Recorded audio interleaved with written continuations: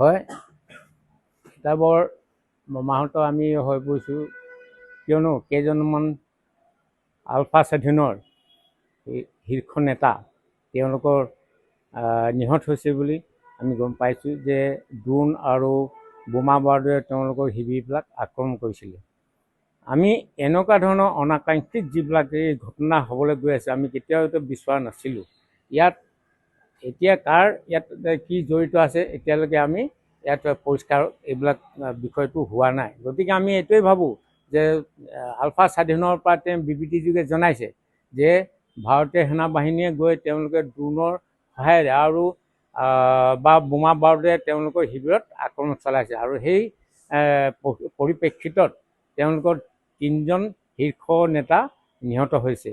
ইয়াৰ উপৰি মই এইটো আমি বিচাৰোঁ যে আৰু তেওঁলোকক অনুৰোধ জনাওঁ, যদি সঁচাকৈয়ে তেওঁলোক নিহত হৈছে বা কেনেকৈ হৈছে তেওঁ যদি অন্ত্যেষ্টিক্ৰিয়া কৰিছে তাত কিবা ফটো আমাৰ জনসাধাৰণৰ ওচৰলৈ এইবিলাক পঠিয়াব লাগে। যদি আমি এটা বিভ্ৰান্তিকৰ এইটো কথা কিছুমান সৃষ্টি হৈছে, তেওঁলোক হৈছে না নাই হোৱা, এইফালৰ পৰা ভাৰতীয় সেনা বাহিনী বা ৰাষ্ট্ৰই আমাক এইফালৰ পৰা সেনা বাহিনীয়ে কৈছে যে আমি এইবিলাক আক্ৰমণ চলোৱা নাই। গতিকে সেইটো ক'ৰ পৰা হ'ল? এইটো এটা বৰ হাথৰ হৈ পৰিছে। গতিকে এতিয়া সময় থাকোঁতেই এইবিলাক আমাক তথ্য পাতি দি ফটোবিলাক পঠিয়াই জনসাধাৰণক যাতে পতিয়ন নিয়াব পাৰিব লাগে, আমি সেইটোৱে ভাবোঁ। নহ'লে অন্যতো আমি ভাবোঁ ৰাষ্ট্ৰযন্ত্ৰ এইবিলাক ষড়যন্ত্ৰ বুলি ভাবোঁ। কেলৈ এফালে আপুনি আলোচনাৰ বাট দুৱাৰ মুকলি কৰি ৰাখিছে, আনফালে আকৌ নিধনযজ্ঞ চলাইছে, তেনেহ'লে ক'ৰ পৰা হ'ব আলোচনা?